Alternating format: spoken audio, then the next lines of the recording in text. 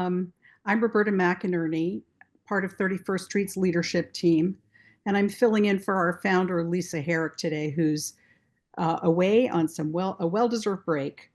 I want to welcome all of you, and it's really wonderful to see so many of you here today. And I want to send out a special welcome to our new members joining us, whom I saw on our pre-meeting welcome. We love new members, we love all of you, but it's just really nice how much we're growing. So moving on, we have a really great program today for this monthly meeting. We always do, but today it's a really good one. First, we'll hear from our amazing political strategist, Jim Shelton, who will enlighten us about 31st Street's approach to politics, what we're particularly focused on now, and why. Then we'll hear an update from Ellie Langford, program director at We Are Chorus.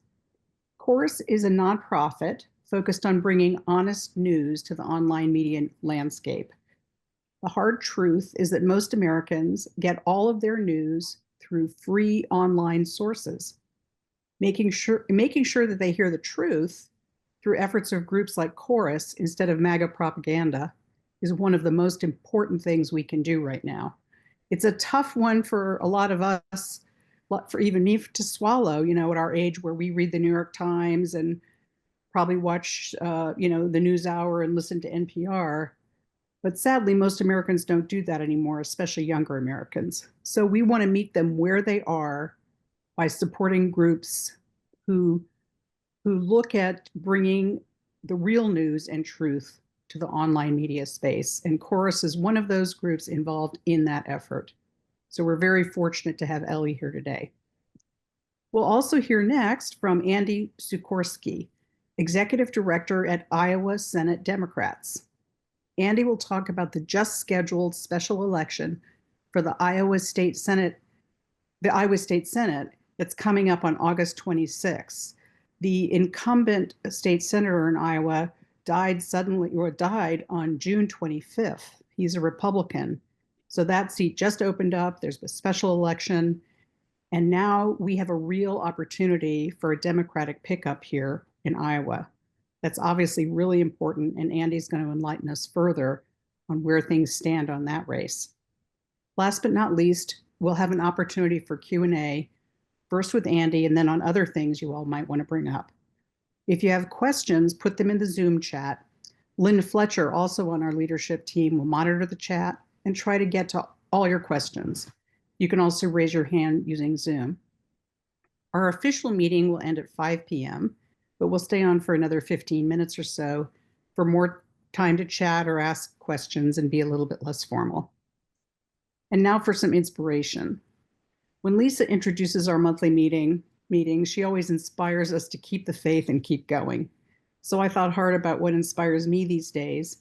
And honestly, sometimes it's difficult. It's been a tough year for all of us. But when I really think about it, the thing that inspires me the most is 31st Street. All of you members, our leadership team, and people who are really working to stand up for what's right and who support our work to make change where we can and to make sure our contributions, our donations have a real impact. As 31st Street members, longtime members know, with the work of Jim Shelton and others on the leadership team, we look at the sweet spot, where when we contribute money, we're just not going to throw it at a candidate, usually at the federal level, that's already got so much money they don't know what to do with it. We're looking for where can our money really, really help somebody and help increase support for Democrats and progressives generally. So I just want to thank all of you for inspiring me, for supporting our work, and for keeping us all moving forward one step at a time. This 31st Street has kept me going and gives me hope, and all of you do too. We will get through this. And now, speaking of inspiring, I'll turn things over to the wonderful Jim Shelton. Jim? Great, thanks so very much. And I have to start, I'm afraid, with one clarification. Oh, Because good. I can tell you've done your homework, but in the interim, Andy's actually no longer the caucus director, but he has a really great success Oh, that we've talked to. But Okay. from a long line of great caucus directors there. But he's now kind of graduated to being a very astute political analyst Okay. and All right. consultant. So just Well, uh, good. So that's um, his past work was in that space, and now he's doing even more. That's wonderful. okay, so I'm just going to go ahead and jump into my slides too. So hopefully, this is Iowa Day. Now we're not just going to talk about Iowa, but Iowa is going to be the focus. And you know, I've chosen a blue color for Iowa because that's what we want to want to be working toward. And we do have this special opportunity for support that Roberta mentioned. So we'll get to that in due course. But here's us, at least a good deal of us, last Thursday in well over 90-degree heat on a Thursday afternoon in downtown DC. And I count 23 people in this picture. I think there was a good another dozen that were networking and paying attention to the program more and so forth. And you can see these people are, they're like what they're doing.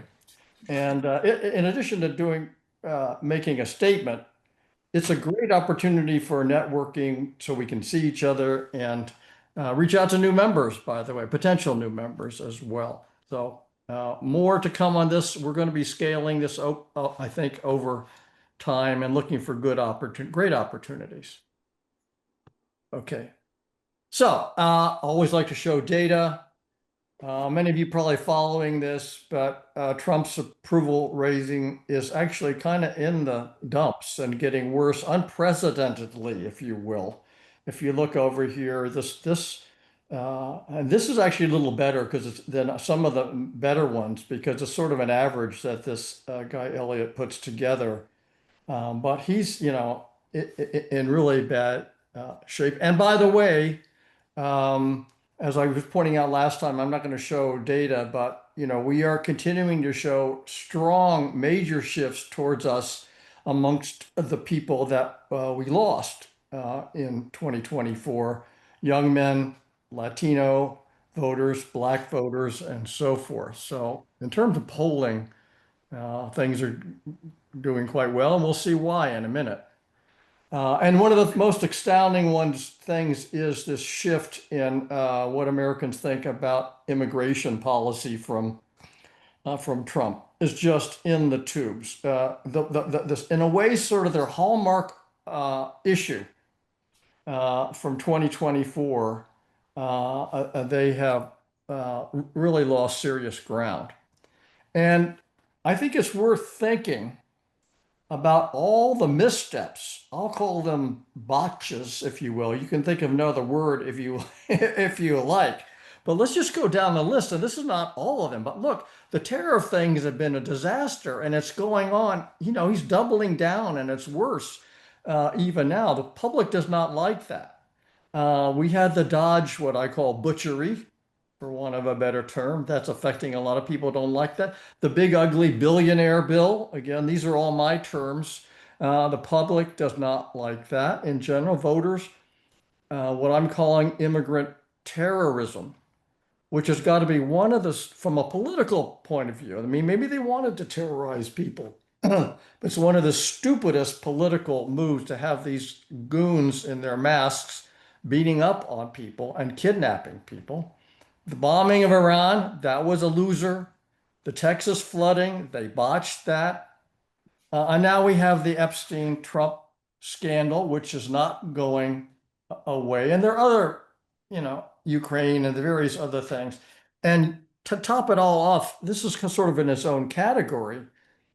Many of these lower income, lower information voters, they latched on to these promises that he said he was going to do.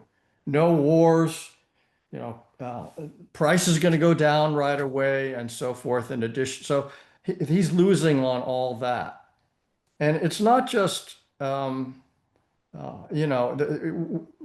it's not just Trump. So for example, Spanberger's up by 12 points. Mikey Sherrill's up by 20 points in the last, it's been a while. I've seen a poll on that, but that's the situation. Who does Cheryl go to? I'm not sure. Okay, now here's somebody needs to mute. Here's actually in what is the most heartening for us and the thing that we really ought to be taking advantage of. CNN long-term poll, and notice that this is among Democratic registered voters, but also Dem-leaning voters. And look at this gap that we've got in terms of percentage who say they're extremely motivated to vote in the next election in this survey. 72, 73% of not just Democratic registered voters, but Dem-leaning voters say that they are extremely motivated to vote in the next election. So we need to take this to heart, and I'm going to show you how. In the longer term, we do have this goal of the U.S. Senate seats and also down ballot in these three key states. And, our approach to that is this blue media approach of supporting, in this case, we think local influencers and creators in those states. And I've been talking about this for some time, but I just want to tell you that it's still a work in progress. We still don't have the right fit for us, and we're not going to rush into it. So I can answer questions later if people want, but just to say that we're taking our time, we're not there, but I still consider it potentially the most important thing that we will do this year and maybe next year. Okay, but now let's turn to Iowa just to make the point that it is a Super Bowl, a key U.S. Senate seat, two highly competitive House seats, governor, and so forth. And I think Andy's going to talk some more about that. But just to show you, if we can do something that affects the entire state, we can really move Iowa in the blue direction. Okay, so here's the quiz now. Now, who knows who this is? If you know, you can, and Andy, I'm sure knows. You can put it in the chat. Now we're not going to no hands. Put it in the chat because we don't have time. But anyway, if you know who it is, Roberta, that's great because this is Mike Zimmer, and his illustrious result was that in a Trump 21% district back in January, which was before all this blankety blank hit the fan, right? He won an election by 3.6%. Of course, they tend to be low turnout elections, and it's a district that we used to win in the past. But this shows you that in Iowa, you can win if you have the right situation in these special elections. Okay, now who knows who this is? All right, well, this is our candidate in the special election that we are now focusing on. So we now have what is actually a golden opportunity for this election in Iowa Senate District 1 with Caitlin Dray. And not only is this a Senate election, but if we win this election, it will break the Republican supermajority in Iowa. So just to get into it a little bit, here's about her. She's a great candidate for her district. A youngish mom, energetic, appealing, community grounding, and she really reflects her district. And on the flip side, her opponent is apparently a kind of a nutty super MAGA guy that got picked by the Republicans to run against her. And MAGAs have not done well in elections, so that's helping us. Okay, now this is a district that Trump won by 11 points. But we've already seen that we might, we've had the result of winning in a Trump plus 21 district. I did have the opportunity to talk to the campaign management person in the Democratic Senate caucus. And we've been focusing on state legislature races for like 8 years now. And I feel like I know when someone's good at doing it. And I think they're really good at doing this. They have a great turnout strategy for making this happen. Here's something else. A little bit of money goes a long way. My hope is that we can raise like $20,000, $25,000 for this. If we can do that, which is not all that much, and I've already contributed my part of that, we'll we can have an impact. That will help them move the needle. It's not a high impact, and it's a way, it's a little bit of sort of sneaking in under the radar. If we win, it would be motivational for our Democrats nationally, but also at some point the Republicans are going to wake up and say, "Hey, we're losing elections." And it would also be good for the going forward for 2024. When people win, you get more people willing to be run for office and more people willing to contribute. Could be a real springboard. So I hope I made the case to you why this is useful. So we are, and hopefully it's in the chat. Hopefully somebody's put it in the chat, the link to donate for this terrific candidate. And we'll get to know her sooner. There's not much time. We need to do it now. Let me just throw in, you may recall there were a bunch of special elections like Florida House races and so forth, and people were Pennsylvania races and so forth. And I withheld that. I said, those are not races. Either they're races we were going to win or races we're going to lose. This is a one I think that we have a good chance to win. So appreciate your taking that into consideration. And I think I'm done with this part and just want to turn it over to the wonderful Ellie Langford with Chorus, or We Are Chorus, to talk about what they've been doing lately. So I'm going to stop sharing and turn it over to you, Ellie. Thanks, Jim. Hey, everyone. Ellie Langford. I'm also local to the DC area. I live in Maryland. Really excited to see y'all. Just want to start off by saying thank you so much. Just a big thanks to this group for the early investment and early support of Chorus. Y'all really helped us keep the lights on as we were getting things started. And we really wouldn't be here where we are today without your support. So just thank you so much. We're really excited to share more about what we've been up to. Before I dive into some examples of content that the creators have produced, just a reminder to kind of underline some of the things that Jim has flagged or that were flagged earlier on this call. We just really see a massive divide between active news consumers and passive news consumers in America right now. I've seen some recent polling from our friends over at Navigator that keeps underlying how important that factor is in separating out voters who kind of flipped for Trump this past cycle. And one of my favorite stats that I underline every chance I could get is that 57% of Americans, according to Pew, across all ages, are now getting their news content primarily because they accidentally bump into it while they're seeking other types of media, entertainment, things like that.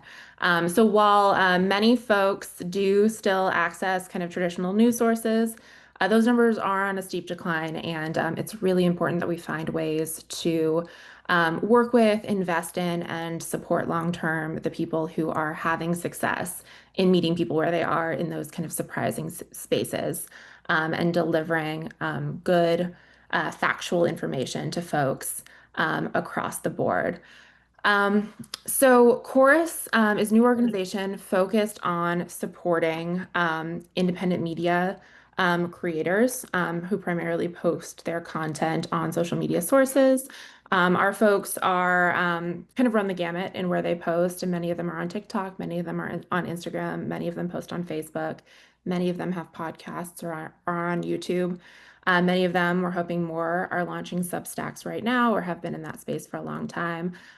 They cover many different age groups. I think our oldest creator is 76 and our youngest is 17. They cover all kinds of racial and economic demographics. It's just a really exciting group to work with. We have comedians, we have reporters, we have defense attorneys, we have folks, OBGYNs, folks who can really speak for a ton of different angles and with a really broad range of expertise. And that's the way we're reaching people nowadays. That's the way people, those are the kinds of voices that people can build community with, build those parasocial relationships with, and learn to trust. And the people who are able to deliver high quality information to kind of a wide range of platforms, or a wide range of audiences across a wide range of platforms. Chorus does not pay creators for content or tell creators what to say. We give them information, we give them resources, we give them research, we give them training and support to build their platforms and their profiles. And they make the decisions about their content as other independent journalists would. The goal of the program is over the 6 month incubator program that we run with them. The goal is to give them the chance to become more sustainable, to grow their platforms and really find their footing in this space so that they can become long-term supporters or long-term voices in the progressive and independent media space. In the model of some of our founding creators, including our president, Brian Tyler Cohen. So that is where we are, or that has been the focus of what we've been building. We officially launched our first incubator cohort on June 25th. So we're just shy of 1 month since launch now. We have 75 social media creators who, again, as I mentioned, have very diverse platforms and voices and niches. I ran the numbers a week or two ago. They've changed and grown a little bit since we launched, but in the first, looking back at 30 days of content, that group collectively reached 1.3 billion views across all content and across all platforms. Now, some of those are apples to apples. A Twitter view is not the same as a YouTube view, so that really is just intended to give you kind of a little taste of what their reach is. But I think as a good comparison, the New York Times gets about 500 million active users on their website in a month. Those are people scanning headlines, those are people reading deep articles, they really run the gamut. It's hard to find apples to apples comparisons here, but I do think it's worth saying that social media creators have shown tremendous potential for impact, especially in distributing content. In the last week, they've reached 160 million views with their content. A lot of what they're talking about right now is Epstein and what's going on with the Trump administration. But I was also looking at some of the data from the last week, and in terms of engagement, average engagement per post, as Jim mentioned, immigration content is actually outperforming all other topics and continues to be kind of a simmering topic across the creator cohort, even though it's not at the highest volume right now, as folks are focused on kind of the big story of the week. So what we're delivering to creators, the program that we've built to incubate these folks is really an intensive program that focuses on giving them ways to build and grow and increase the quality of their content. Brian Tyler Cohen offers them daily briefings on message. They hold a little space that happens at noon every day. They hold a little space to talk through kind of top lines and strategy, and then answer questions and share insights with each other on what is working across their platforms. The group also attends weekly technical trainings about specific topics. Those can be things like improving your lighting while you're on the road, or launching a new YouTube and getting over that hump to where you can to building your subscriber base. They also have weekly movement briefings. We've had briefings with top pollsters, giving them an overview of what happened last year and what are the top trending topics right now in terms of their potential to persuade. We have an upcoming session on political persuasion with a Yale professor who's done a ton of research on grassroots mobilization and how to do de-radicalization. Just really deep and thoughtful sessions that are helping people figure out ways to grow. And then every Friday, they have an open mic session where they all kind of bring their own insights on how to build content and share information to the table. And those have been really successful and really well attended. I won't talk too much longer. I know my time is running out, but I just wanted to quickly share a couple of links to some videos and play one that I think is really helpful. This video that I'm going to show, if I can screen share, and I'll just show a couple of seconds of it so you get an idea, is by a creator who is a defense attorney. She collabed on this post with a handful of other creators, so it really was kind of a group project. And this post actually made the jump into local news and then was reported by other sources, which I think is really exciting and interesting to see creators generating news independently. Let's see if I can pull this together. Here we go. All right, so let's see if this will play. At this. That should be an hour. Denied access for an hour. And we've been trying to ensure that these detainees have been treated safely, humanely, with dignity. This is Florida State Representative Angie Nixon, who showed up unannounced to inspect the site, something which she is legally entitled to do. And yet, just like we've seen in other detention centers, they are refusing to give lawmakers access to these sites. This facility is apparently operational, yet officials claimed it was too dangerous for her to enter. But if it's too dangerous for a lawmaker to enter, how is it safe for the folks who are detained? That's just to give you a taste. I will drop the link in the chat. I don't want to spend too much of your time on these posts, but I will quickly toggle through a couple others and then I will share some links. We have had a bunch of awesome explainers like this one. Creators recently recapping an interview that they had with Maxwell Frost. Let me see if I can find that one. Reporting also on, so-called alligator Alcatraz. And we've had a bunch of other creators do kind of deep dive explainers on America Today and putting it in the context of history. And we even had an interesting post where Theo Vaughn, who is one of the top conservative influencers, reacted to one of our creators reposting a previous interview with JD Vance, talking about Vance's interest in releasing the Epstein files and asking what changed. And Theo Vaughn himself, who again was one of the top Trump surrogates last year, amplified the post, responded, and asked, yeah, what changed? So kind of driving that drumbeat of conservatives calling out what is going on with the Trump administration and the Epstein files right now. So yeah, I can drop a couple of links in the chat if folks want to look a little bit closer, but it's just really exciting to see these creators have so much success in driving content across their audiences. And Jim, with that, I'll pass it back to you. Great, thanks, Ellie. It sounds like great work to me. I'm impressed. Now we're going to shift over to Andy Suchorski. And just to say a couple things. One is that Adele and I found our way to talk to him about getting ourselves oriented toward Iowa. And again, I've talked to a lot of political analysts over the years, and we thought he was just incredibly astute and straightforward about it. One sort of thing to be aware of, he actually is a consultant to two elections that we're not involved in. But for the state Senate, for the U.S. Senate, Zach Walz, and for the U.S. House of Representatives, Sarah Trone Garriott. But as people know, we don't support, especially when they're primaries. But just so it full disclosure. But anyway, he's going to bless us with his great knowledge in any case. So over to you, Andy. Jim, thank you very much, and everyone, thank you for having me today. I'm happy to talk to everyone on Iowa Day, which is a great a brand, so I really appreciate that. Jim, your presentation was really comprehensive on the front end, so I appreciate that. I'm just going to give a very brief overview of kind of where Iowa stands right now. I think a lot of folks, not this group, which is great, a lot of folks are kind of sleeping on Iowa a little bit.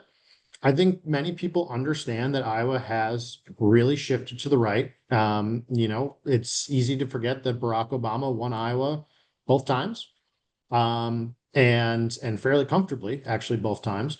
But then in the Trump era has really drifted to the right. And so we definitely, as Iowa Democrats, have really struggled over the past 10 years or so.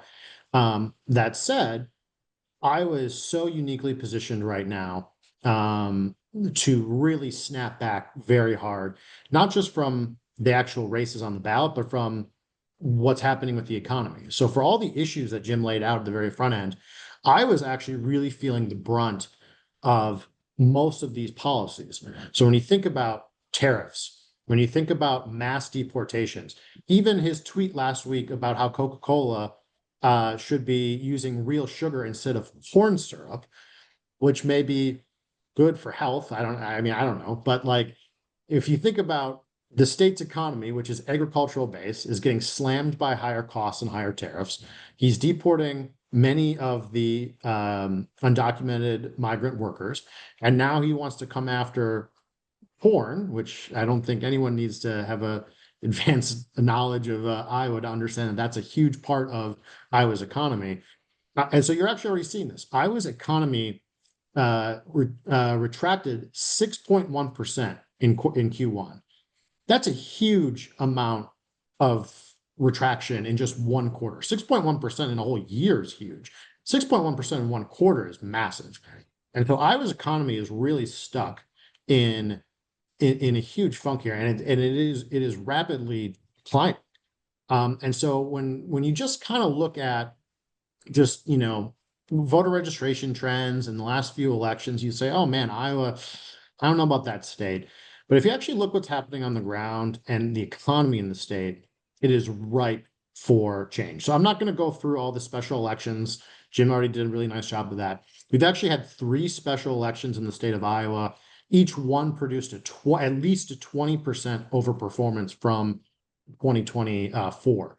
And so if you apply that to Caitlin's race in particular, this is actually one of the more competitive districts in the state. It's an extremely swingy district out in Western Iowa in Sioux City. This is one of our targeted races from 22, and it will be a targeted race again, even after the special election this year. And so there's a really, really good opportunity here. There's a high Latino population in Sioux City. And so Caitlin's race, was glad to see in the chat a lot of folks getting involved, in that race. But that is a golden opportunity to again put another stamp on, to show that Iowa Democrats and Democrats across the country are starting to get back into it and starting to win elections again. We have a gambit of extremely competitive and important races in Iowa this year. And I think the thing that I will leave with everyone is, or I want you really to take away, is that the path to the majority runs through Iowa. Iowa's first congressional district, we lost by less than 1,000 votes last year. Iowa's third congressional district, which Jim mentioned, I worked for Sarah Trone Garriott in that race. That was the tipping point district in 22. So every race that was more or less Republican than that, if we would have won that race and that, we would still have control of the House right now. And that was Cindy Axne when she lost in 22. And then I like to joke, for those familiar with geography, the House majority runs along I-80. It's Iowa City, it's Des Moines, and then all the way I-80 into Omaha in Nebraska. If we flip those 3 seats, we are almost certainly going to take back the House of Representatives. So we have a really, really great opportunity to flip the House just from 2 Iowa seats. There's actually a 3rd Iowa district to keep your eye on. It's Iowa's 2nd congressional district. That's Ashley Hinson. She is the incumbent Republican there. But that one's a little bit harder to win than Iowa 1 and Iowa 3. But there is, if we're really setting up a wave election year, Iowa 2 is also one to keep an eye on as well. The governor's race is going to be extremely competitive. So we have State Auditor Rob Sand is running for governor. He was he was the only Democrat to win statewide in 2022. He won by I believe less than 2,000 votes. But he's a really strong candidate. He's already raised something like $8 million for this race. It's going to be open. Governor Kim Reynolds has decided not to run again. So that is a really important piece as well for the competitiveness of the state. And then the U.S. Senate race. I'm sure everyone on this Zoom has recently heard of Joni Ernst and her comments about how we're all going to die. So why bother with anyone? So that has been a really exciting development in that race. Again, as Jim mentioned, I work for Zach Walz, who's running for U.S. Senate. He's also a state senator along with Sarah. So when you look at the Senate map in particular, I think everyone's familiar with Georgia as an important defensive state, with Michigan as important defensive state, and then with North Carolina and Maine as important offensive states. But that only gets you to 49 seats. And so you have to start looking at the map and start saying, okay, where can we go pick up seats 50 and 51? So when you're looking at those states, Alaska and Iowa, I think, are 2 very important states. And I'm glad, Jim, you had that triangle early on that referenced that. I think Iowa is a really, really strong case for being seat 50 or 51. So it is very likely that a year from now, many people across the country are sitting in similar calls or having conversations that the path to the majority in the U.S. House and U.S. Senate runs directly through Iowa. And so it's going to be an extremely important year. I know a lot of Iowa Democrats are kind of looking at this as a last stand, to say if we can't get this ship turned around this cycle, when so many factors are working in our favor, then it might not be worth investing in Iowa in 28 or beyond. But we have so many factors working in our favor right now, whether it's really high quality candidates, a number of competitive seats, a number of competitive statewide elections, which we have not had in recent years. Um, uh, but I think a lot of folks are pretty fired up. I think the point I also made with Jim and Adele a few weeks ago is that because Iowa Democrats lost things a little bit sooner than other places in the country, we kind of went through our like, oh my gosh, how could this have happened a few cycles previous? And so the folks on the ground are really fired up. You're actually seeing, and this is where you're seeing that really extreme overperformance. A lot of activists, a lot of volunteers, a lot of people donating again, people voting in these specials. You're seeing a level of enthusiasm amongst Iowa Democrats that you've not seen in the past few years. So that's been a really encouraging piece as well. I'm just trying to think here if I have any other notes. I saw a question in the chat in terms of, what are we seeing that like folks are fed up, with changes to or how they vote. I liken Iowa kind of right now as to where Kansas was in the mid 2010s. So if folks remember when Sam Brownback went through some extreme tax cuts, they implemented a flat tax, they cut education, they cut all of these things, and the state really went in the wrong direction. And voters, you had a really negative reaction to that, even in a very red state. Came back in 2018 and elected a Democratic governor. I think we're in a very similar spot. Iowa implemented a flat tax. 2 years ago, they passed a private school voucher scheme that's siphoning a lot of money away from public schools in the state.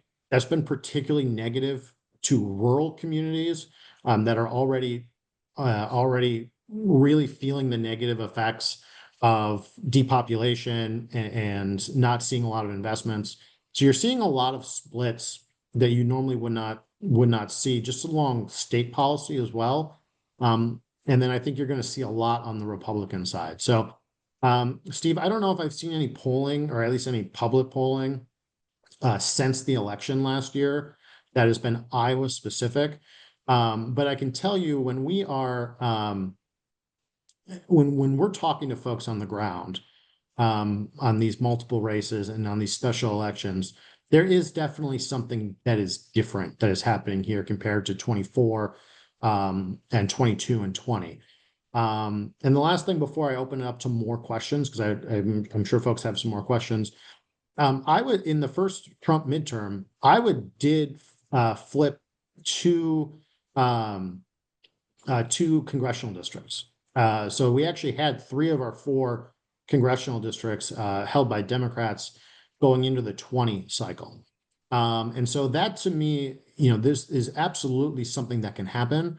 And I'm really appreciative that everyone on this call is taking the time and focusing on Iowa, because when you mentioned how do you stretch your dollars, how can you make sure your dollars are having the most impact? I think Iowa is a really great state, partially because we have to prove it a little bit. Like Iowa has to prove that we can still win. And so to me, I think early investments in Iowa go a really, really long way, not just with Caitlin, but with some of the other candidates running. And so that's kind of the last point I'll make. Is I'm really appreciative that you all are thinking so strategically about this.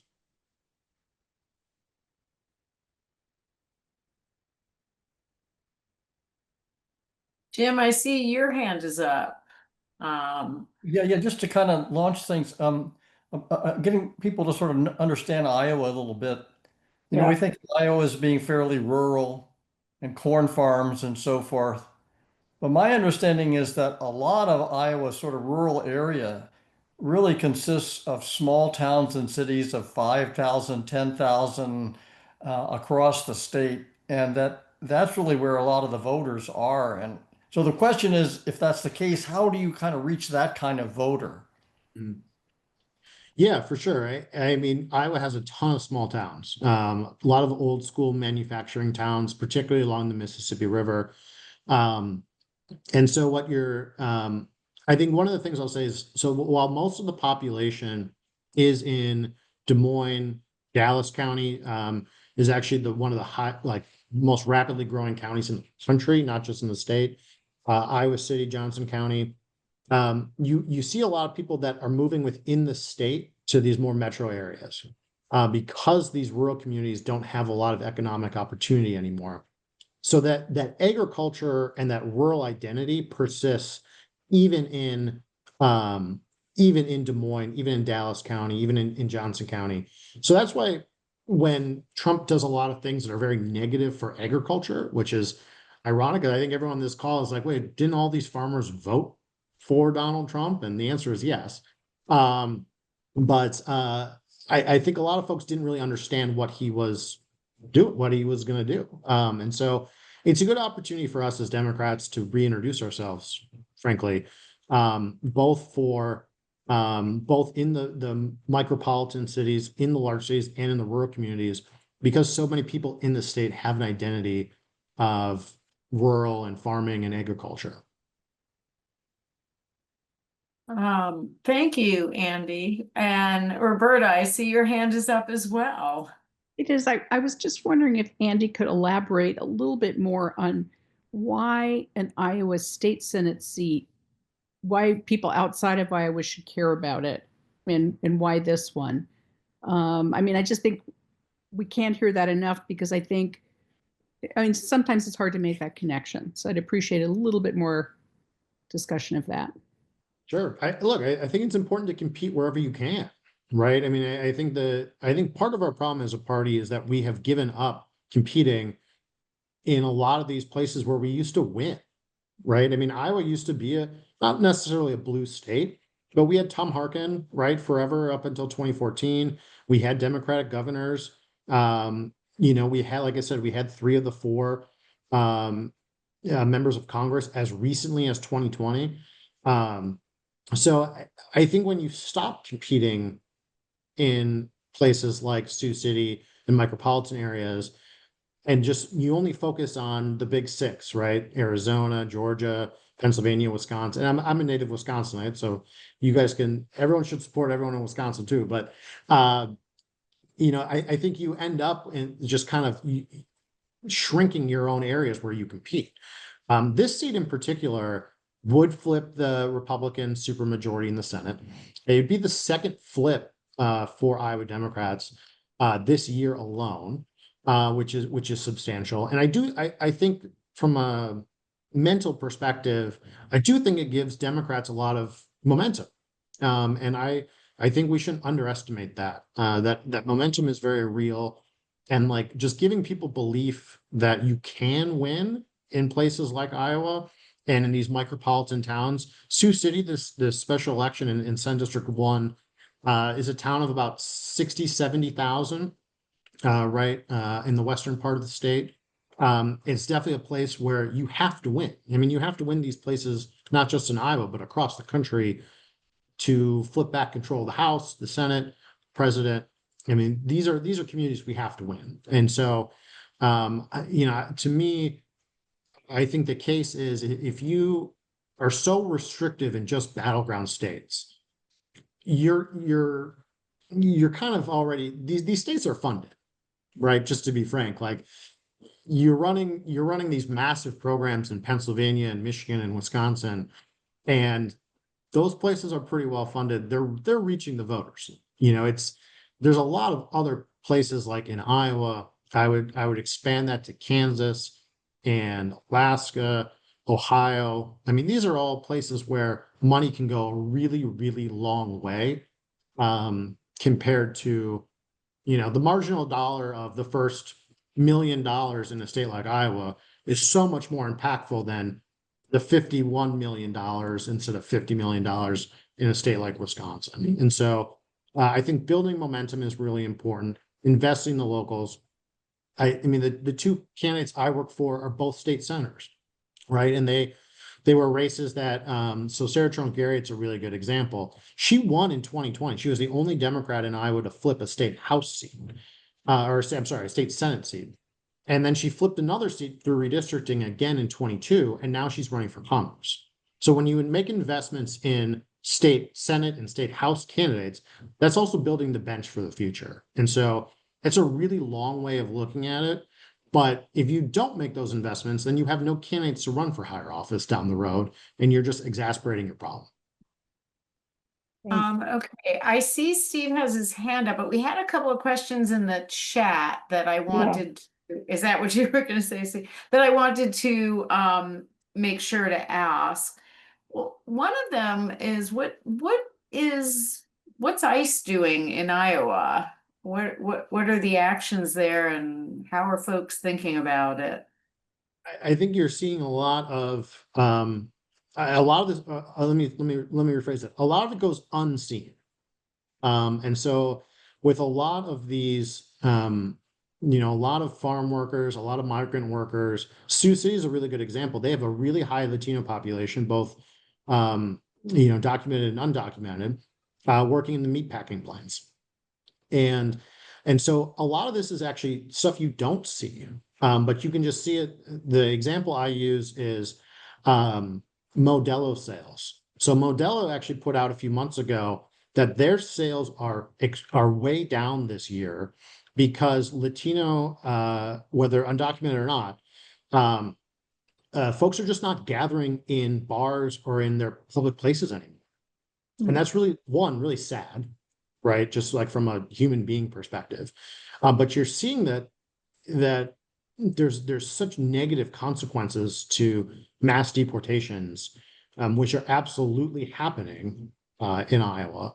It's not getting the same level of attention as Los Angeles, obviously, but it's absolutely happening across the state, and it's kind of going unseen because a lot of undocumented workers and communities, frankly, go unseen, right, on a day-to-day basis.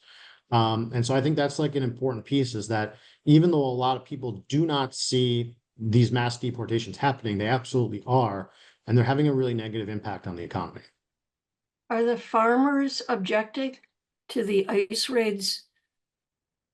Not necessarily to the ICE raids, but you've seen Trump kind of backtrack a little bit, right? Like in his public comments about, farmers saying, oh, maybe we'll get exemptions or whatever. And I know it's not shocking to everyone that like this policy is not super well thought out, right? Like, but you're not really necessarily seeing farmers publicly protesting, but we are definitely hearing it on the ground. We're definitely hearing people say, this is not what we want. If these mass deportations continue, our state will continue to lose workers, which also means we're losing consumers, right? I mean, and that has other impacts on the economy too. And so there's definitely grumblings.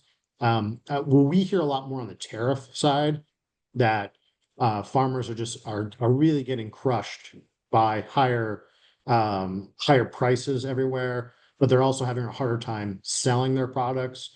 And so we hear more about tariff policy and higher prices than anything else. So, thank you, Andy. Another clarification is, will the Republicans still have a majority, but not a super majority should Caitlin win, or your candidates? What is? That's correct. Yep. And functionally what that means, so just, like I said, this is going to be a targeted seat next cycle and up in 26. So the seat is up immediately again in 26.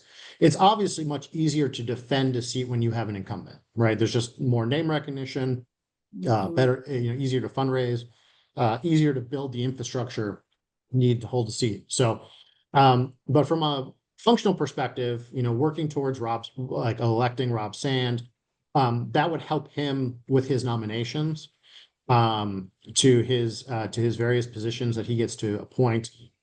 So Republicans have had the opportunity to make nominations for various boards and not cabinet positions per se, but like University of Iowa Regents, like stuff like that, right?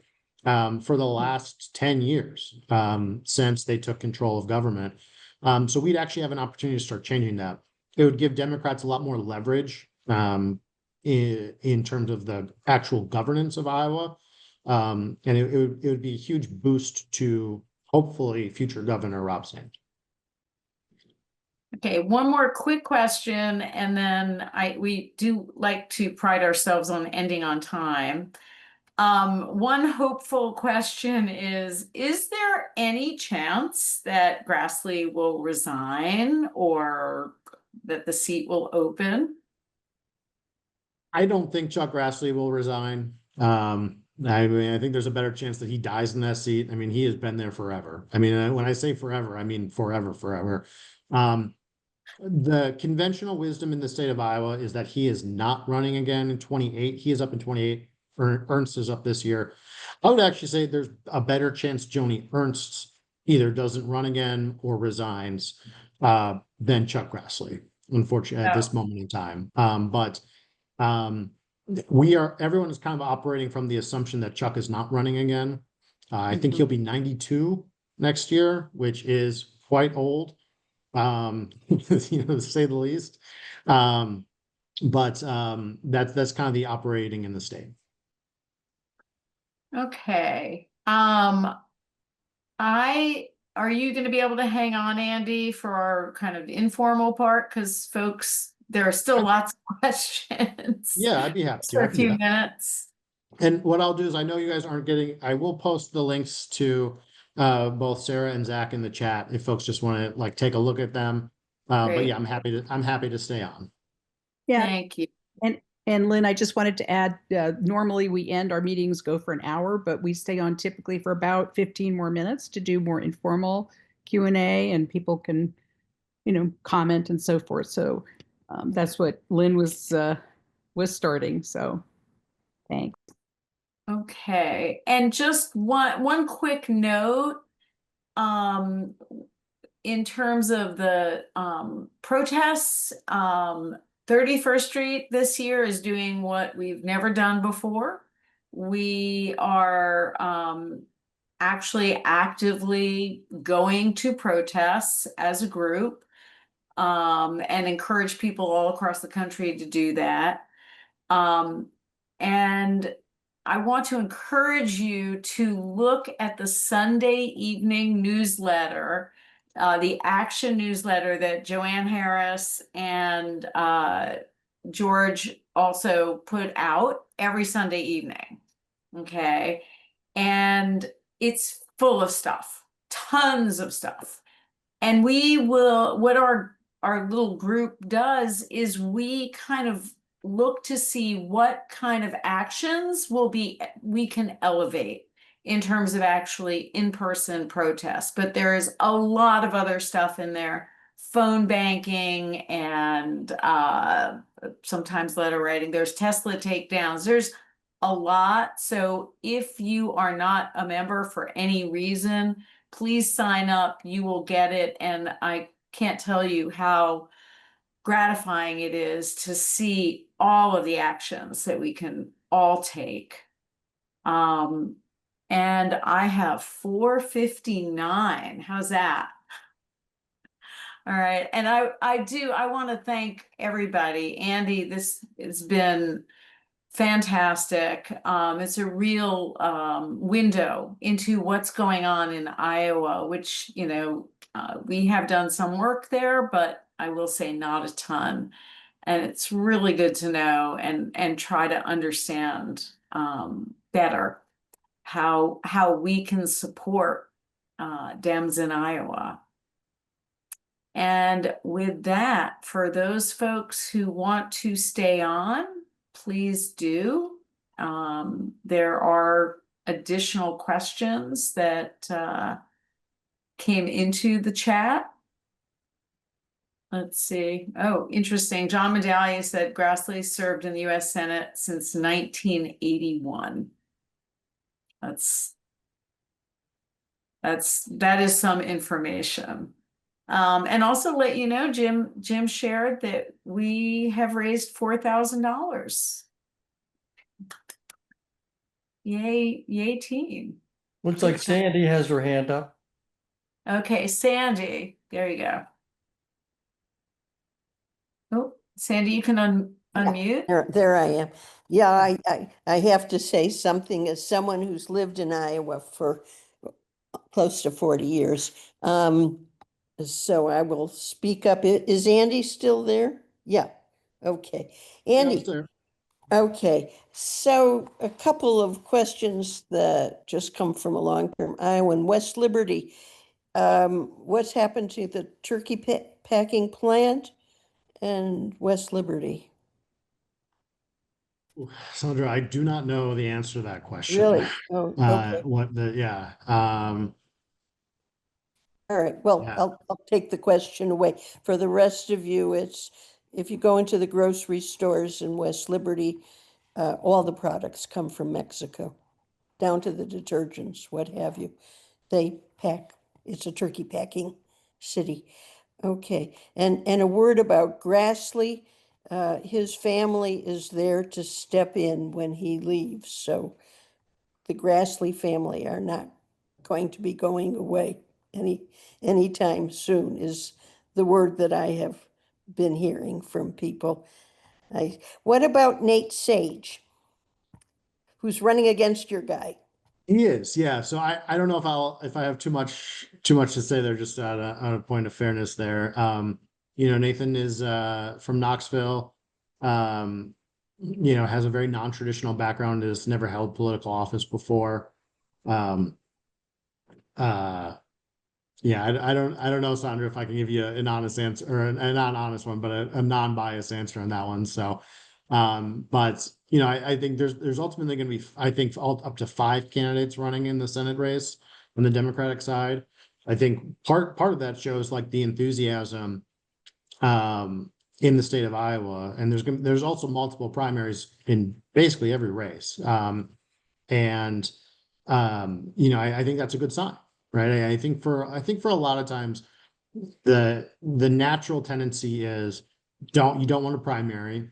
You want to have all the resources into one candidate. I also do think though that like when you have a lot of energy and enthusiasm, primaries are not a bad thing. I think there's an element of helping candidates sharpen their tools a little bit, and get better, and get better faster. And I've seen that personally with the folks that I've worked with. And so I think the primary is actually going to ultimately be a good thing. Okay, they've raised about the same amount of money, your guy and Sage, that's why I was asking. Meg, you have your hand up. What issues are really resonating the most, and what does the pushback sound like from the voters who would have to make a switch? I'd say the 2 biggest issues right now in Iowa are public education and tariffs. The tariff policy is really cutting through in a way that's very different, because most people voted for Donald Trump to lower rates, and tariffs absolutely do not do that. I think you're seeing a lot of folks responding very negatively to that, because he's doing a lot of things that he said that are frankly the opposite of what he said. And I think on the deportation front, on immigration in particular, Jim shared the number of his approval going down. I think almost everyone can agree that, like, yeah, if you're a criminal, you should be deported. Like if you're an undocumented person and you have criminal activity, you probably shouldn't be in this country. The vast majority of undocumented workers are just members of their community. And I don't think, and most people don't want to see them deported. And I think so when people start seeing people of their community who are just like good people and just like normal human beings as part of their community gone, it's really jarring. And I think it is having really negative consequences. And then, as I mentioned earlier, with the private school vouchers, I was not one of the last states, but very recently got this private school voucher scheme. And it is really, really unpopular. There are actually a lot of Republicans that voted against it. They all got primaried out because Kim Reynolds tried to beat and successfully did beat them all. But particularly in rural communities, it's just siphoning what little money was already available for public schools. And so public schools in particular are really driving a lot of not just people to flip from Republican to Democrat, or at least be open to voting for Democrats again. It's really driving Democratic enthusiasm as well. How about the sale of grain through USAID, which now is defunct? Has there been any resonance with the collapse of that or the desecration of that agency? Yes. Yes.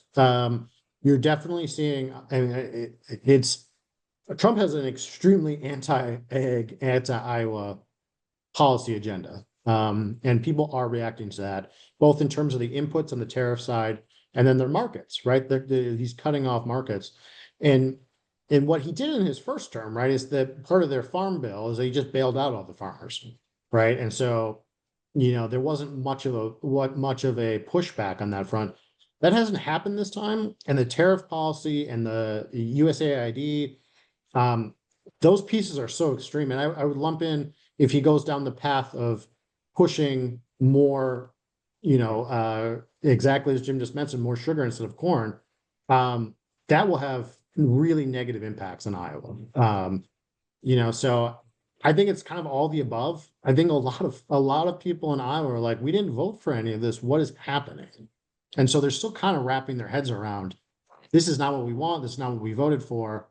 And it's not necessarily one specific issue, but it's kind of all the above. One of the questions was, do you have a sense from, if you've talked to voters or your candidates have, that people are actually connecting these dots, that they're like, this plus this equals Republicans are letting us down, or Trump is letting us down, if they go that far? I think they're starting to.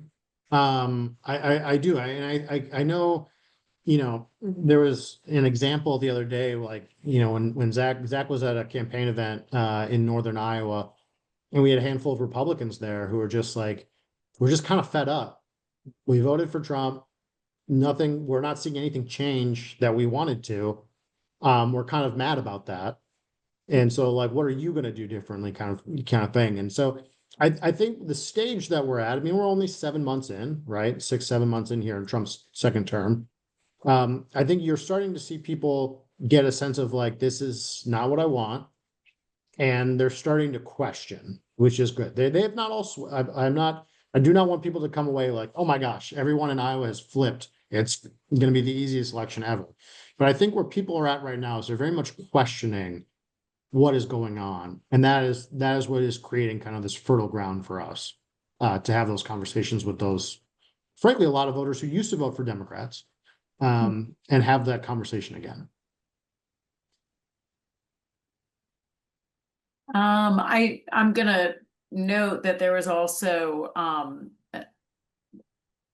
about how rural boys and girls clubs are closing in Minnesota, and Roberta's wondering if that's happening in Iowa too, if you know. I have not seen anything specific to like boys and girls clubs. But I know, like, for example, Sarah works at a local food pantry. And they have seen a lot of funding cuts. They're not closing, but they have really felt some of the pain from the DOGE cuts as well. So people are definitely feeling that for sure. Rural hospitals, huge. Yes, absolutely. Joni Hurt's actually a really good example. So there's 5 hospitals across the state of Iowa that are, before the Medicaid cuts, are at imminent risk of closure. One of those is in Red Oak, Iowa. It's the Montgomery County Health Hospital. And that's her hometown. And so, it's just particularly jarring to see her vote for that, given that her hometown hospital, it runs a 19% deficit right now on their operating and their revenues. And it's very likely that hospital will close. because of the Medicaid cuts. So I think a lot of people understand that rural hospitals are at extreme risk. And I would say it's not just the healthcare closure too. That's going to increase healthcare costs for everyone. Right. And if people have to start driving an extra 45 minutes to an hour, just to go get basic coverage, that's just going to start increasing costs across the board. And so, I would say rural, that's not something that people will feel immediately, but it absolutely, the further we get along and the closer we get to the election, it will pick up. Thank you, Andy.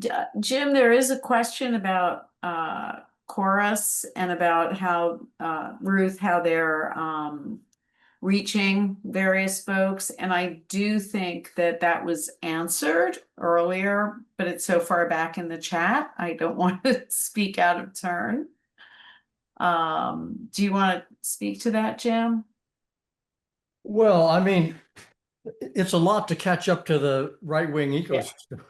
But yeah, okay. I think they're, from what I understand, they have actually done a pretty good job of reaching out and covering a pretty broad set of lifestyle kinds of things, as well as political.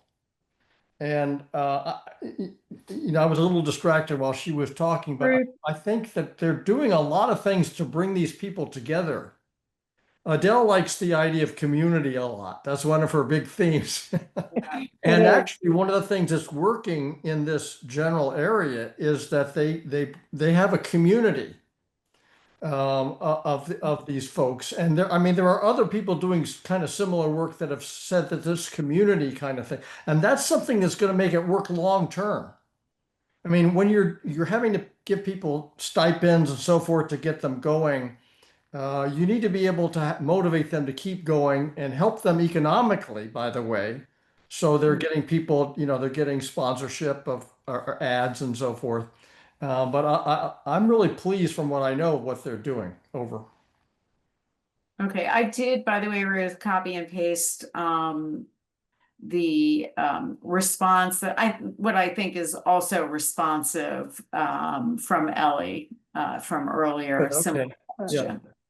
And it's recorded. Her talk is recorded, so people can go back and look at it. She said a lot. She really filled us in.